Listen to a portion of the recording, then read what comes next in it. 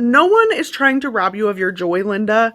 They are actively protecting their animals from harm. She sells her nonsense at a premium to her audience, which is just, it gets me every single time.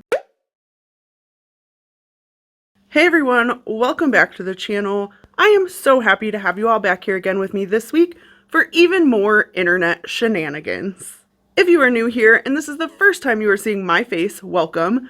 My name is Sam and I make weekly videos dissecting internet nonsense, so if you're into that type of thing or you like today's video, I hope that you'll consider liking and subscribing because it really helps out the channel and makes sure you never miss another upload from me. Now, before we get into the fun and lighthearted video topic that I had planned for today, I did want to go ahead and just pause for 1 second to address some feedback I got on my last video regarding Oprah and this sort of media piece that was trying to make people feel bad for her. Within that video, I responded to a quote that was saying Oprah's life was tragic, and I responded with a blanket, Oprah's life was anything but tragic. I did not make it clear enough that I was responding directly to that quote in its context. And within this single media piece, they took Oprah and got rid of all of her other life experience, and all they talked about was her weight. She was no longer a young black woman in the 80s who had her own TV show. She was no longer a woman who grew up in the South and survived childhood SA. Her life was only tragic to them because she struggled with her weight. And that didn't seem tragic to me in the sense that Oprah kind of had the last laugh. Yes, she did get bullied. It was relentless. It was in tabloids. But she got the last laugh. She's made millions of dollars off of the things that she was ridiculed for. So in that specific sense, her life is not tragic. Without your feedback, I would not have realized that I made the mistake that I did, but I also would not have learned a few of the things that I learned from you all. So what I wanted to do was make sure that I corrected that mistake, but I also want to thank you for the way that you interact with your content and the way that you trust me with your feedback. I genuinely believe that we're better together, so thank you for that. Now today, I promised we were going to have fun here on the channel, and we're going to do that by bringing back an oldie but goodie video format called Troll or No Troll. And this is a game that we've played here on the channel before. I'm curious to know how many of you have sat through one of these. Please go ahead and raise your hands down there in the comment section to let us know. But if you've never seen this video format before, what I like to do is make it almost like a game show. I'm going to show you a plain text quote. It's something I've pulled from a TikTok, a Tumblr post, a tweet, really any social media platform. And then what I want you all to do is guess if you think that post is a troll or not a troll. These have always been a joy to make, and I am so very excited about it. Let's just roll the intro. Tweets, TikToks, and Instagram posts. Oh my. So many posts, so little logic. A combo to leave you wondering, troll or no troll? Sorry, I just love that intro, so I wanted to make sure that it made its full return for this video. But let's go ahead and get started with our first post. I don't know why the horses of today are so weak, or why the industry is so against fat people getting on their horses and denying them that joy. So, very first one, what do you think? Troll or no troll? I'll give you a second. Go ahead and lock in your answers. What would you think if I told you this was not a troll, but a very real video made by a very real person who does not understand why horses cannot carry more than 250 pounds directly on their spinal cords?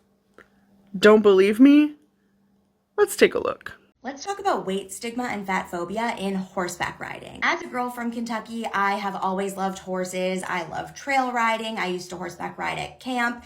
And while I was never this plus size necessarily my whole life, my weight did fluctuate as a kid, and no one ever gave me a hard time about my weight and getting on a horse, regardless of how fat or skinny I was. But throughout my adult life, in more recent years, I've encountered several situations where I would not be allowed allowed to ride a horse because of my weight. So last summer I was looking at different ranches out in Montana and the Dakotas, and under like the horseback riding FAQ, it said weight capacity for horseback riding, either 200 or 250 pounds.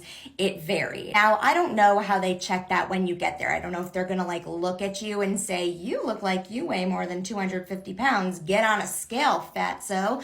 I don't know what they're gonna do. I think the whole situation is like a little weird, but I was not about to book an entire trip out west to be denied on the spot, like the one thing I really wanted to do there. I'm not entirely sure why the weight capacity is 250 pounds. I thought most horses were like these load-bearing work animals that like help farmers pull things, at least in the olden days. I don't know like why the horses of today are so weak, or I don't know why the industry is so against fat people getting on their horses and denying them that joy. So the reason I'm making this video is because today at my daughter's day camp, they had pony rides, and I don't really like pony rides for like animal rights reasons, like horses walking in a circle. So I guess there ended up being some miscommunication between the pony ride people and the camp, and some of the older girls who were a little bit taller were told that they couldn't get on the pony. My daughter was told that she was too tall, and then her friend was told by the pony guy that she was big. And my daughter said that the guy said that to another friend too. I don't know the name of the company, so I'm not gonna say it here, but I had to do a lot of building up in carpool on the way home from camp, and I'm glad that I was the one that was able to like receive the kids after this event. I sort of get a weight limit with ponies, like they're smaller, they're babies, it's different, but like big horses, I don't really understand. When I say so little logic in the intro to this video, I mean it, and this is precisely what I'm talking about. Because within her video, she's expressed that pony rides make her very uncomfortable because she thinks it's cruel to make the ponies walk in a circle while people repeatedly get on and off of them. But she immediately follows that up by refusing to recognize that putting too much weight directly on a horse's back is also animal cruelty. And her defense of this is interesting because she thinks that horses should be able to carry more than 250 pounds because traditionally they have been used to pull heavy equipment like agricultural equipment, even steam engines and trains back in the day. They have been pulling that for a long time. So why are today's horses so weak? I feel like it doesn't take a rocket scientist to know that pulling weight that's behind you is very different than having that weight stacked directly on your back to be carried. And this video is even more interesting to me when you realize that she is actually letting you see in very real time her deflection away from taking responsibility. Because not only does she blame the horses for being too weak to carry fat people, she also blames the mysterious big horse industry for robbing fat people of the joy of riding horses. And all I could think while I was watching this is no one is trying to rob you of your joy, Linda. They are actively protecting their animals from harm and also themselves from unnecessary vet bills because, newsflash, taking care of large animals is not cheap. Also, just as a note, because this absolutely tickled me, she thinks that ponies are baby horses. And for someone who set themselves up at the beginning of their video as like an expert in horses and who's been around them and ridden them her whole life, ponies are not baby horses. They are their own fully grown, that's a full-size animal, a pony. Ponies and horses are very different, and I know this as a person who's grown up with 6 horses and 3 ponies. Ponies are very sturdy. They have a very different temperament from horses. They eat cookies. We had a pony that would fight you for a peppermint. They are very different. So I just want to make that clear. And again, it's interesting that she's an expert on horses and how they're weaker today, but also doesn't know that ponies are not baby horses. Just needed to get that out there because, again, it tickled me to my very core. Let's go ahead and look at the next one. Just as with diet culture in general, women make up the majority of GLP-1 users. Unlike the celebrity face of GLP-1s, the actual majority of users in the US are fat and not white. So it's important to understand that when I'm talking about a nation celebrating empty bellies, that I am talking about a nation that is rejoicing in fat women of color having little or no desire to eat. All right, what do you think? Troll or no troll? This is also not a troll. This was posted by none other than Virgie Tovar. You know, the woman who created the cake-related fat-phobic incident and also classically told us that she does not understand how science works and that science is made for aliens. Yeah, that Virgie Tovar. She posted this alongside a caption where she lets her audience know that she has released a Substack behind a paywall to create a narrative where people on GLP-1s are being told not to eat, and those people are non-white. And I don't know about all of you, but this caption absolutely threw me for a loop because even through present day, her peers in the fat acceptance and fat liberation movements are creating these video essay pieces on how GLP-1 medications are basically going to bring about the end times because only the wealthy can afford them. So Virgie taking this approach and basically saying the complete opposite, and that GLP-1s are being used to target Black and brown bodies and to starve them, is a very interesting one. And there are two things that I definitely want to talk about as a rebuttal to this sort of caption and post.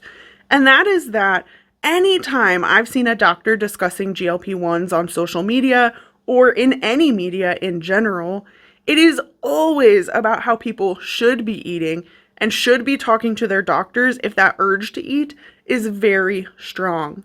They're always giving ways to focus on proteins and focus on whole foods and getting enough water, making sure they're exercising. GLP-1s have always been pushed as a tool that should go alongside other health-promoting behaviors, not as a tool for starvation. And second, and most important in my opinion, I want to look at Virgie's use of data and the way she's sort of listing this thing for her audience, okay? Because one of the first points she makes is that the majority of people on a GLP-1 medication are fat. Why would you state that? Like, that's a fact that is unknown. GLP-1 medications are specifically made for people who are struggling with their weight, Virgie. So thin people should not be taking GLP-1 medicines. That's not who they're meant for. So I'm unsure what the point she's trying to make here is, except for potentially once again leaning into her eugenics argument, which has been disproven time and time again. But additionally, if you look at the actual data that exists, this is what you would see. 6.4% of users are Asian, 10.4% are Black, 10.8% are Hispanic, and 11.7% are white. And these statistics are coming directly from the National Institute of Health.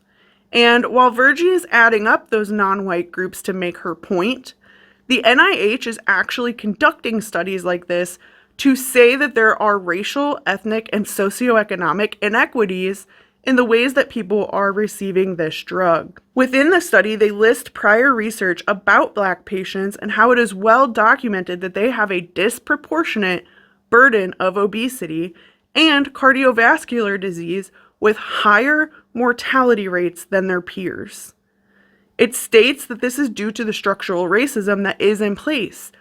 Living in areas that are less walkable, having less parks and green spaces, and living in spaces that are likely to be food deserts where there is more access to fast food and convenience foods than to grocery stores with whole foods.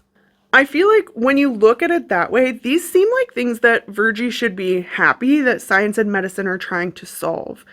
They are actively playing a role in trying to fix the crisis that's been created, but they're controlling the one thing they can, and that's the fact that generations upon generations of people and children who have been obese have actually started to see changes in genetics, but also hormones. And that is what GLP-1s are trying to correct. This is science and medicine doing their part where they can, alongside conversations about dismantling structural racism, because Science and medicine can't do that. That's more of like government and policy. They have to play roles together, and this is one of them doing what they can. But no, Virgie has to always make things very complicated and very confusing for her audience. And think again for just a second about who her audience is, right? It's potentially young women who are overweight, who are very vulnerable. And when you start to kind of put it in that perspective, it honestly genuinely makes me really sad because, again, we have a population of young, vulnerable women. Most likely it's women of color, right, who are following her, and they're just being led into a path of absolute destruction by a person who doesn't care. She put this behind a paywall. She sells her nonsense at a premium to her audience. And that is just something that has always made me crazy, is the way that she will use her platform to hurt the individual she claims to care about, which is just, it gets me every single time.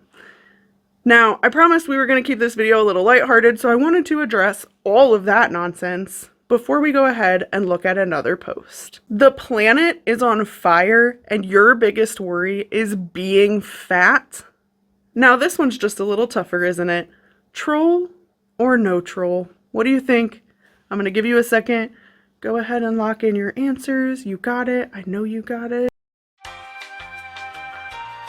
All right, I hope you've all locked in your answers. Did you guess that this was not a troll? Because if you did, you would be correct. This post recently came across my For You page where the creator was lip syncing to a song about how it's 2045, the trees are petrified, and there's a giant fire in the sky. And of course, this one got me because lately within the fat acceptance realm, particularly on TikTok, there's been a lot of conversation amongst them about how thin people tend to overconsume. And I cannot with that. It's possible for everyone to overconsume, right? But it's particularly interesting when overconsumption conversations are coming from the fat acceptance and fat liberation movements.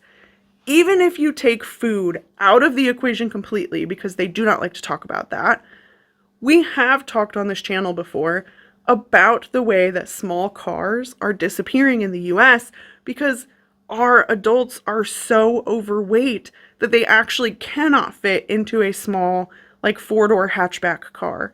If you put a family of 4 in that car today, the tires are going to wear unevenly. It's going to have alignment issues. It's not meant to carry that much weight, which is why those cars are disappearing and more SUVs are coming on the scene. SUVs, because they have to be bigger because of our bigger bodies, not great for the planet. We've also talked about the way that fat activists tend to hoard clothing and shop from fast fashion brands like Shein. Also not great for the planet. So what was her point again?